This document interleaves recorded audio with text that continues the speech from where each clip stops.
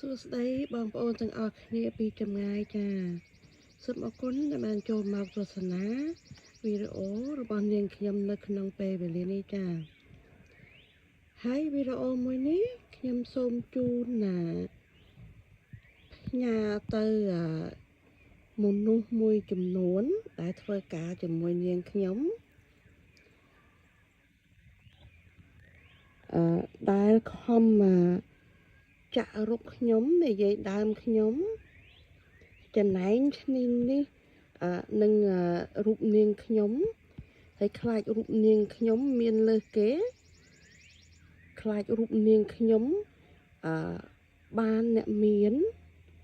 ខ្លាចរូបនាងខ្ញុំរស់ស៊ីមានបានលើសគេលឿមគ្នាច្រណែនចាក់រុកពីមួយទៅមួយអរគុណ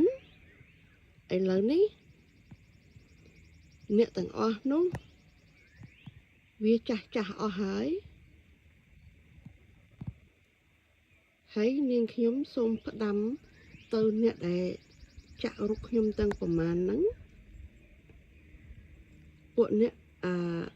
ឯងខំចាក់រុកខ្ញុំទៅកាន់អ្នកមានហ្នឹង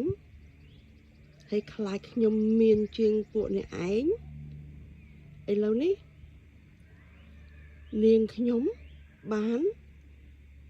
មកទិញផ្ទះនៅម្ដុំអ្នកមានមែនអរគុណដែលបានចូលមកទស្សនានេះ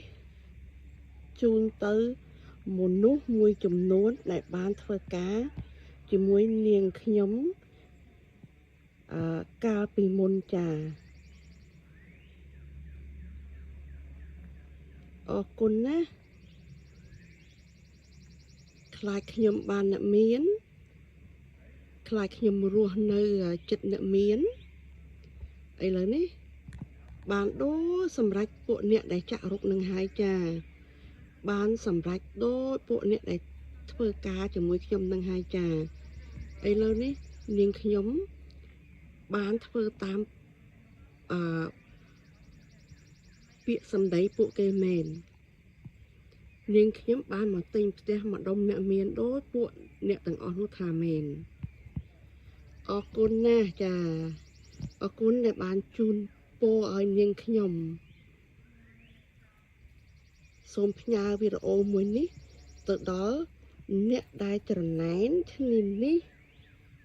បុករុកចាក់រុកខ្ញុំខ្លាចខ្ញុំរស់ស៊ីមានបាន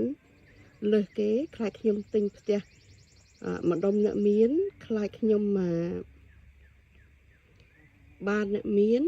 ខ្លាចក្រុមគ្រួសារខ្ញុំរស់ស៊ីមានបានវីដេអូនេះសូមផ្ញើទៅដល់អ្នកដែលធ្វើការជាមួយខ្ញុំកន្លងមកចាអរគុណបងប្អូនដែលបានជួយត្រឹមត្រូវវីដេអូរបស់នាងខ្ញុំចាហើយវីដេអូនេះខ្ញុំជូនទៅចំពោះអ្នកដែលធ្វើការជាមួយនាងខ្ញុំពីមុនទេចាអរគុណណាស់ចាដែលបានពាក្យជូនពរទាំងប៉ុន្មានជម្រាបលាបងប្អូន